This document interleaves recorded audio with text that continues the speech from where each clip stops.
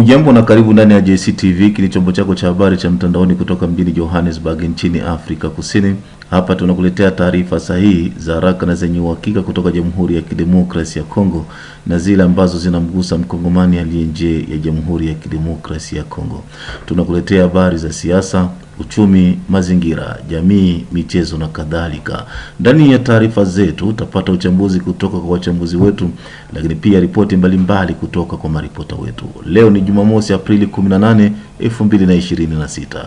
Tulionayo hii leo: wageni haswa kutoka katika bara la Afrika wanaoishi hapa nchini Afrika Kusini wanapitia changamoto chungu nzima, wanapigwa na mali zao kuharibiwa. Utamsikia baadaye Jambu Toki Madel ambaye ni mwanaharakati wa haki za binadamu kutoka pwani ya Durban, atakujia na taarifa kamili. Wageni hawaruhusiwi kufanya makazi yoyote. Wengi ambao walikuwa wanauzisha kwenye masoko ya Jumapili au siku zingine kuna wale ambao walikuwa wanatumika kwenye masaluni au barabarani kwa watengeneza makusha, wote wamefukuzwa. Hao wenye maduka ambao wanamiliki maduka wote wameamrishwa kufunga baada ya kuripotiwa kuwepo na mgawanyiko kwenye chama tawala cha UDPS jimboni Tanganyika, wakitaka gavana wa jimbo hilo kujiuzulu na wengine kumtetea gavana huyo. Maoni mseto yanashuhudiwa kwa raia mjini Kalemi. Utawasikia baadaye. UDPS wanakuwa na watatu ama waine ama wawili. Mkusema nini? Unakuwa wale wenyewe weko ndani ya government wanakuwa nasema msemo mwingine. Kuna hayo na mingine lukuki, twende sote hadi tamati. Mimi naitwa Bedi Jean de la Croix, karibu. Na sasa tuangazie kwa kina kabisa taarifa zetu. Baada ya miezi kadhaa ya maandamano na kauli za chuki dhidi ya wageni kutoka kwa baadhi ya makundi, watu binafsi, wanasiasa pamoja na baadhi ya maafisa wa serikali, hali imeendelea kuwa ngumu kwa wahamiaji hapa nchini Afrika Kusini. Aidha, kumekuwa na operesheni nyingi zilizofanywa na polisi, maafisa wa mambo ya ndani na wakaguzi wa idara ya kazi zikilenga raia wa kigeni. Leo hii makumi ya mashirika yanayopinga chuki dhidi ya wageni na ubaguzi ambayo yanajumuisha wenyeji na wageni yamekusanyika katika mitaa ya mji wa Johannesburg hapa nchini kuandamana. Waandamanaji hao wanapinga kile wanachokisema ni kuendelea kwa vitendo vya kuwanyanyasa na kuwalenga wahamiaji kote nchini. Maandamano hayo yamepewa kauli mbiu isemayo maandamano ya heshima, usawa wa haki kwa wote, hakuna aliye haramu. Awali nilifanya mahojiano na Jambu Toki Madel ambaye ni mwanaharakati wa haki za binadamu kutoka mtandao wa mashirika ya kiraia katika ukanda wa kusini mwa Afrika unaojihusisha na kulinda na kutetea haki za wakimbizi SAROFI kwa kifupi. Nilimuuliza hali ikoje kiundani pwani ya Durban, naye alianza kwa kufafanua zaidi. Hali si nzuri, hali ni mbaya zaidi. Naweza kusema zaidi hata siku nyingine zote ambako umeshatokea hali hii ya chuki dhidi ya wageni. Inasemekana kwamba kunafanyika ukatili. Ni aina gani ya ukatili au unyanyasaji unaoripotiwa mara nyingi dhidi ya wageni katika mkoa wa KwaZulu-Natal, hususan katika mji wa Durban? Ukatili unaofanyika katika mji wa Durban sasa hivi, wageni hawaruhusiwi kufanya makazi yoyote. Kazi zao wengi ambao walikuwa wanauzisha kwenye masoko ya Jumapili au siku zingine wanafukuzwa, hawaruhusiwi kuuza huko. Na kuna wale ambao walikuwa wanatumika kwenye masaluni au barabarani kwa watengeneza makusha, wote wamefukuzwa. Hao wenye maduka ambao wanamiliki maduka wote wameamrishwa kufunga, na hivyo hali ni tete. Hakuna, ukienda barabarani wengine wanapigwa ovyo ovyo. Hata sasa imefika hata kwenye maeneo ambao ni ya kuishi, watu ambao wanaishi maeneo yote hayo St. George Point, watu wanafuatiliwa huko na kupigwa vikali. Ukisema watu wanafuatiliwa huko unamaanisha nini? Wanaingia kwenye mijengo? Kwa siku ya jana juzi wameingia kwenye mijengo katika mtaa wa St. George na mtaa wa Broad Street. Naam, siku za nyuma kulikuwepo na taarifa kana kwamba watu hawaruhusiwi kuingia katika hospitali mbalimbali hapo katika jiji la Durban, hususan Edenton Hospital. Mpaka sasa watu wanaendelea kukatazwa au hawaruhusiwi kuingia katika hospitali wakimbizi? Naendelea mpaka sasa, lakini kama vile tuliosema kwamba inafanyika kimpangilio. Naona kama vile mchana watu wakienda hospitali wanafukuzwa, lakini wale ambao wanaenda saa 4 usiku, hao wenye kuwafukuzwa kishakuwa wameondoka, kuna wenye wanaachiliwa kuingia. Lakini hali kwa ujumla watu hawaruhusiwi hata sasa hivi. Kulikuwepo pia siku za nyuma na tatizo la watoto wa wageni kwenda shule. Hili likoje kiujumla? Hilo lilivuma kama lilivyovuma, watoto walikatazwa kwenda shule, lakini baada ya uchunguzi zaidi ikaonekana kwamba tuhuma zote zilikuwa nazolewa na wenye kusema kwamba watoto wa kigeni ndio wengi kwenye mashule fulani hapa Durban, ikaonekana kwamba ni uongo. Na baada ya hapo pakatokea taharuki katika hao wenye kuja kushambulia watoto na jeshi la polisi, na ikawa wamekomea hapo. Mpaka sasa hivi hatujaona tukio lingine la shuleni. Ni kwa kiasi gani mamlaka hapa nchini Afrika Kusini zinahusika katika kushughulikia matatizo haya? Je, kuna hatua zozote zinazoonekana kuchukuliwa na serikali? Hakuna hatua zozote zinazochukuliwa na serikali, na kwa mtazamo wangu ni kama vile serikali inahusika katika njia nyingine au moja, kwa sababu serikali yenyewe haifanyi lolote, na wao ambao wahalifu hawahukumiwi na mtu yeyote. Na kuna hata kesi zimepelekwa mahakamani na mahakama ikatoa amri za kwamba watu wasipigwe na watu wasichukulie sheria mikononi mwao. Yote hayo hayafuatiliwe na hayafanyiwe kazi. Sasa kwa hiyo tunaona kwamba serikali inahusika, kwa sababu serikali ndio ingepaswa kuwa inafuatilia mikakati hiyo na kukataza watu maovu. Ninyi ni shirika ambalo linajishughulisha na kutetea wakimbizi wageni ambao wanapatikana hapa nchini Afrika Kusini. Shirika lenu linafanya nini moja kwa moja kusaidia wahanga wa hali hii? Ni mafanikio gani mlioyapata hadi sasa?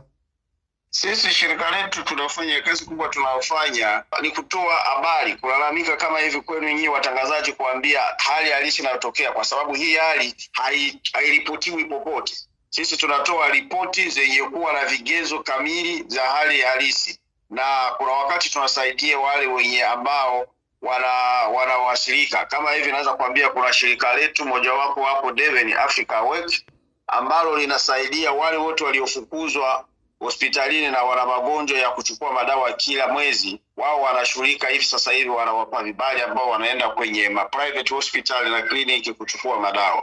Kwa hiyo tunajitahidi kadiri ya uwezo wetu, lakini hali ndio ilivyo hivi. Sasa ni nini chanzo kikuu kabisa cha chuki au ubaguzi dhidi ya wageni huko katika mkoa wa KwaZulu-Natal, hususan katika mji wa Durban na vitongoji vyake? Sababu kubwa ya mashambulizi dhidi ya wageni ni kitu gani? Sababu zinazotolewa na ambao wanaoshambulia wageni, wanasema kwamba wageni wamechukua makazi zao na wengine wamechukua mji wao, lakini sio ukweli. Sababu kubwa inaonekana kwamba ni kutafuta nguvu za kisiasa kupitia wageni, kwa sababu sasa hivi Afrika Kusini siasa inayojiri ni kwamba ukionekana unachukia wageni unaonesha mtazamo wa kupendwa na raia. Kwa hiyo sisi tunaona kwamba ni kwa sababu ya kutafuta nguvu za kisiasa. Sasa ninyi kama mashirika ya kutetea haki za wageni, wakimbizi na wahamiaji, ni hatua gani za haraka na za muda mrefu mnazopendekeza ili kulinda haki na usalama wa wakimbizi na wahamiaji hapa nchini Afrika Kusini? Sisi tunapendekeza kwamba serikali ichukue wajibu wake na kuwasaidia wageni na kulinda usalama wao kama ilivyo sheria za kimataifa na za nchi hii. Pia tunaomba mashirika za haki za kibinadamu, hususa mashirika makubwa ya kimataifa, yaje yasaidie wakimbizi wanaoishi South Africa kama wakimbizi wengine wanaoishi kwenye makambi ya wakimbizi, kwa sababu sasa hivi makazi hakuna, watu hawana hata hifadhi, na hivyo wanahitaji msaada wa moja kwa moja kusaidiwa ili waweze kuishi. Sisi ndio tunachokiomba hicho. Na kwa sasa navizungumza nawe, hali ikoje? Imetulia? Na kama haijatulia, ikiendelea hivi kwa miezi miwili ijayo, nini hatima ya wakimbizi hapa nchini Afrika Kusini? Hali ikiendelea hivi, sisi tunaona wakimbizi itabidi waende wapelekwe kambini. Wapewe kambi, kwa sababu wengi wao hauna vitisho vinavyotolewa, ni kwa sababu wanataka wakimbizi wakimbie warudi makwao, aidha waende sehemu zingine. Sasa hilo halitofanya kazi, kwa sababu wakimbizi wenyewe mahali wanapotoka wengi wao pangali bado wana vita, watarudi wapi? Sasa kwa sababu hiyo ndio maana tunaomba shirika la wakimbizi ulimwenguni UNHCR lihusike moja kwa moja na matatizo ya wakimbizi Afrika Kusini, kwa sababu sasa hivi hali sio nzuri kwao na hamna mtu yeyote anawasaidia. Na je, wakimbizi wako tayari kwenda kwenye makambi endapo yatawekwa? Kwa uchunguzi tunalofanya upande wetu sisi, tunaona upande mkubwa wa wakimbizi wako tayari kwenda makambi, kwa sababu hata kuishi na wenye nchi hapa mijini inaleta, kwa sasa hivi usalama ni mdogo sana. Kwa hiyo wengi wanangoja sana na wanafurahia kupelekwa kamini ili wapate kuwa na usalama wenye kuenea. Neno lako la mwisho ni wewe kama mwakilishi wa mashirika ya kutetea haki za wageni, haki za wakimbizi na waomba hifadhi hapa nchini Afrika Kusini. Neno lako la mwisho kwa serikali ya Afrika Kusini ni ujumbe wako ni upi, lakini pia kwa wageni wote wanaopatikana hapa nchini Afrika Kusini, una ujumbe gani kwao? Kwa serikali na kwa wageni kwa ujumla. Ujumbe wangu kwa serikali ni kwamba serikali ya Afrika Kusini imeshaonesha mara kadhaa kwamba imeshindwa kudumu swala hili la wakimbizi wanaoishi Afrika Kusini. Na kama wanaona wana uwezo tena wa kuweza kuwalinda na kuwahifadhi wakimbizi, inabidi wafanye hivyo wakiongea na mashirika ya kimataifa yanayohusika na wakimbizi, ili wakimbizi wa hapa South Africa watazamiwe mahali pengine pa kwenda, aidha wapatikane suluhisho la moja kwa moja, isiwe kila siku tatizo lile lile. Hilo ni serikali inapaswa kufanya. Na kwa wakimbizi ni kuwa na imani na pia kujilinda kwa njia moja au nyingine, kutokwenda katika sehemu ambazo ni hatari kwao, na pia kujilinda na kuhusika na makosa yasiyoruhusiwa na kiserikali. Ni Jean Butoke Madele huyo ambaye nilizungumza naye hivi punde kutoka pwani ya Durban, mashariki mwa Afrika Kusini. Baada ya kuripotiwa kuwepo na mgawanyiko kwenye chama tawala cha UDPS katika mkoa wa Tanganyika, wakitaka gavana wa jimbo hilo kujiuzulu na wengine kumtetea gavana huyo, maoni mseto yanashuhudiwa kwa raia wa mji wa Kalemi. Hapa tuwasikilize. UDPS wanakuwa na watatu ama waine ama wawili. Mkusema nini? Unakuwa wale wenye weko ndani ya government wanakuwa nasema msemo mwingine, na wale wenye weko nje ya government wanakuwa nasema msemo mwingine. Tujulize sasa wewe na mimi, ile masemi yenye ile upande iliongea ya ndugu Jean Lazare Kasongo na yenye masemi ilisema Bonheur Makelele Ebochwa, eske iko ni ya bongo? Tukisema tuanze masemi ya Jean Lazare Kasongo. Jean Lazare Kasongo anasema kama mabarabara, projet kwanza ya mabarabara ayendi. Eske anasema bongo? Yenye ndugu Makelele atakuya abishe ayendi. Kusema kama kiongozi inabidi aache kazi, ile inakuwa mtazamo wake kama anapenda uongozi. Kwa kuwa uko kiongozi, ni matendo yenyewe uko nafanya ya uongozi ionekane na watu wakupike mikono. Leo kunakuwa miaka 2 na miezi yenyewe tuko nasabia tangu baba governor Christian Kitungwa akuwe pale, hatuna kenye tunakiona. Utafauti yenyewe iko najitapa, wakienda huku wanaenda huku. Mire ile ya yenye malijenga mumutoni wa Kalemi, tuangalie ile mire, eske ndio ilikuwa mu projet ya kujengewa? Haikuwa mu projet, mais ilijisirvenir par rapport na catastrophe. Est-ce que ile budget d'urgence, est-ce que ilikuwa alloué kwa kusema tunabeba hii budget tunayoyante kwa kujenga mire? Haijulikani. Tunakuwa nauliza hakuna utafiti jibu yenyewe bado wanatupatia. Ni kusema kama kiongozi mwenye tuko naye afanyi uongozi wake kwa faida ya sisi kama raia, nafanya uongozi wake kwa faida ya ule mwenye alimfanya kwa kiongozi ama kwa maslahi ya chama yake ya kisiasa. Ile masemi ya ndugu Jean Lazare Kasongo inaweza kuwa ya mzuri ama ya kuamsha dhamiri ya kiongozi ili atumike kwa zaidi, ama kama kazi inamshinda aache kazi.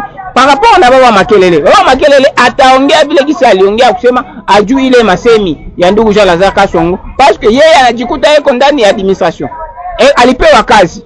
Na kwa kuwa akisema masemi mabaya, kama akucontredire ile ya kusema kama haina UDPS, atakuwa anashutumiwa. Wewe kama mwana member wa government, kwa nini ile masemi make mnayua ni mwe ile nye nachunguza yenye aliongelea vile aliongea juu ya kugarde poste yenye hayo ndani ya gouvernement, mais ile inakuwa ndani ya wandugu wetu wa UDPS wa mingi wa kusema kama uongozi wa baba gavana Christian Kitungwa haina vizuri. Mimi naona sabili ni recuperation politicienne. Anaona kusumbuka kwetu kwa si raia na bo mara moya ndio banafanya ile sortie médiatique. Bo ile madeclaration yabo ni juu tu ya kuweza kutafuta wa mapost une fois wanapatia poste mutu na naikala kimya. Kipindi cha nyuma hapa tulikuwa namsikia Bonner Makelele alikuwa anasema alikuwa anatatarika meleo yeko kimya na kudefendre mainteret ya gouverneur, c'est parce que iko deja na poste, na huyu naye Lazare Kasongo na yeye anakuwa anatafuta ni poste bampatie, na ifo anapata ile poste ile mara moya hataikala kimya. Na mimi kama vile mkaji wa Kalemi, ndio gouverneur bon par rapport na mapromesi yake tunaona kama ni échec total, ya mingi sana litupromettre, mais leo hii hatuoni kama kuko realisation kitu kimoya. Matravaux ya kujenga mabalabala mpaka leo hii iko inacheve, na mwile malabala yenyewe iko en cours d'exécution, iko inacheve, iko abandonné ma chantier, kuko magari yenyewe iko nafanya accident. Na leo hii tunaona ni bouche bée de la part ya gouvernement provincial. Alikuya na ba investisseurs égyptiens alisema tu dans 2 semaines banja kulancer matravaux, mais leo hii tuko au-delà ya 2 semaines, tuko au-delà ya miezi. Alisema tena Kalemi tunalancer kampanye ya Kalemi ville propre. Leo hii tunaona insalubrité inapita sana mvile ya Kalemi. Or tunaona kama gouvernement provincial, gouverneur wetu par rapport na mapromesse yake anashindwa, ni échec total. Na kama anajua kama ni systeme ya kutokea Kinshasa ndio inamuimpose, inamuintercaler mu maprojet yake, sera mie ya kuweza kudemissioner mieux tard que jamais. Ni raia wa mji wa Kalemi ambao wanatoa mtazamo wao kuhusu mgawanyiko ndani ya chama tawala cha UDPS. Na watu 15 waliorejeshwa kutoka Marekani wamewasili katika Jamhuri ya Kidemokrasia ya Kongo. Mchakato huu umewagawanya Wakongomani. Kuna wale ambao wanaona ni jambo la kawaida na wengine wanapinga mchakato huo. Naye Jacques Yalala ana mtazamo gani? Mimi kwa swala yale nimeyasikia, lakini hayakufurahisha sisi viongozi vya ADC, ya chama cha ADC. Vraiment tungaliki na shida sana, lakini ya wamoja wageni wenyewe walikuja kama wakimbizi mpaka hivi wanatuletea hali mbaya, kuua watu, wanaagrese nchi, tena anaenda beba wengine watu. Ile sio jambo nzuri sana la kufurahisha, hata wakongomani wote wafurahia ile jambo. Walifanya kama viongozi vya gouvernement vya government, lakini hiyo decision wakongomani wote hawafurahi. Kwa nini hawafurahishwi na maamuzi ambayo yalichukuliwa na serikali ya kuleta hao wahamiaji ambao walifurushwa huko Marekani kuingia katika ardhi ya Jamhuri ya Kidemokrasia ya Kongo? Wewe wasiwasi wako mkubwa ni nini? Mtangazaji, nchi yetu ya Kongo ingaliki na shida nyingi sana. Kama jinsi nilikuambia, amani haiko ndani ya nchi yetu, na wenyewe wanaletesha hiyo kuchukua na amani ni wageni. Wenyewe tuko na wenyewe walikuja tukawakaribisha, wakakaa, ndio wanatuletea hali mbaya, insecurity mu nchi yetu na kuwa watu.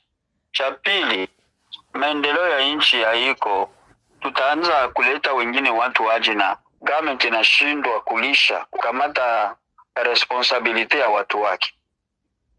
Ona hali ya Kinshasa, sio Kinshasa, Lubumbashi, ukienda maprovince yote haiendelei, hakujengwa, watu wanahangaika, hakuna makazi. Najua nini tulete wengine watu, na ingine niko mbaya sana.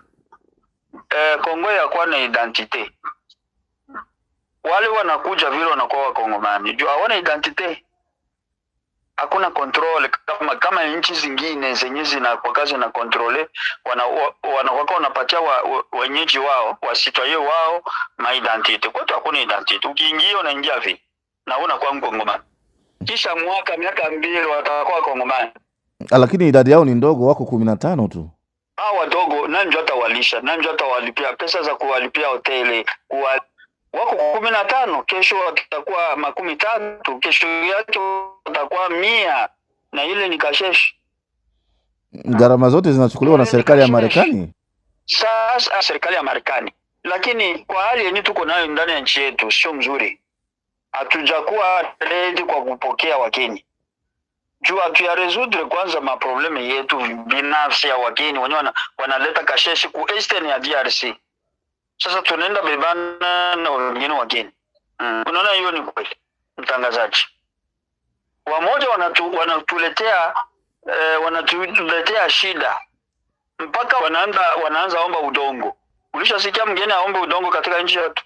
Waliomba uraia kwa nguvu, wanaua watu kwa bunduki na hivi wanalomba udongo kwa nguvu. Hao ni wageni walikuja sawa wakimbizi, wanalelewa na Wakongomani. Njoo wanaanza huwa sasa Wakongomani kwa kupata uraia na udongo. Hatujakuwa ready, najua nafikiri sisi Wakongomani hatujakuwa ready kwa hii wakati kupokea wageni. Wakongomani hawajawa tayari kupokea wageni. Sasa wewe ushauri wako ni upi kwa serikali ya Jamhuri ya Kidemokrasia ya Kongo? Ushauri ni huu wa serikali wa serikali kwa na viongozi wa DRC. Mambo yenyewe wanafanya sio mzuri.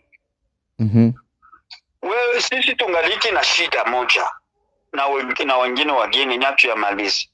Unaenda chukua ingine shida na hiyo utachukua Isa alichukua peke yake hiyo majukumu. Kiwazie kama bunge ilikamata ile jukumu ile. Na ile sio uongozi mzuri, sio uongozi bora. Yaani rais wetu na government yake wanakuwa dictator. Hawainvolve bunge, na bunge ndio raia.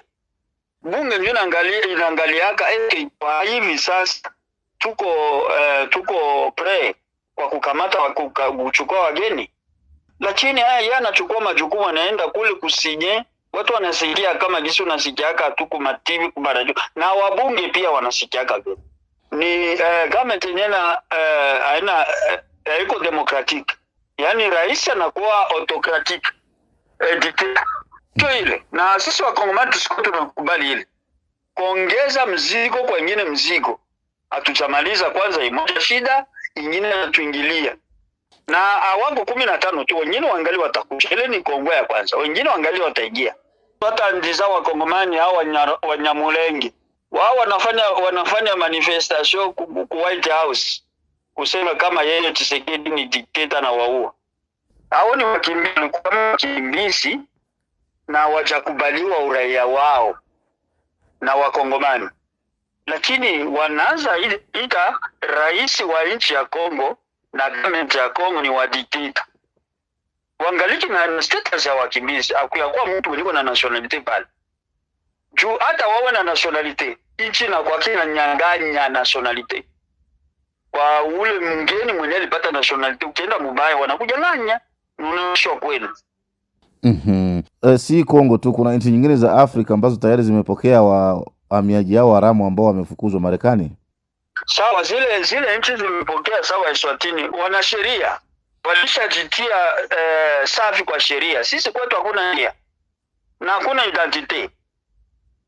Hiyo Botswana nini inatushinda hiyo? Juu wako na identity. Shida kwetu hatuna identity. Yoyote anaweza kaingia kwetu, atakuwa Mkongomani. Ulishasikia Kongo nafukuzaka wakimbizi wa immigrate. Hivi yakuwa vile ukiingia basi unakuwa Mkongomani. Ukiingia leo tu unakuwa Mkongomani na wewe unapata kila kitu na unakuwa na ile ndio hatari kwetu sisi raia na government mzima.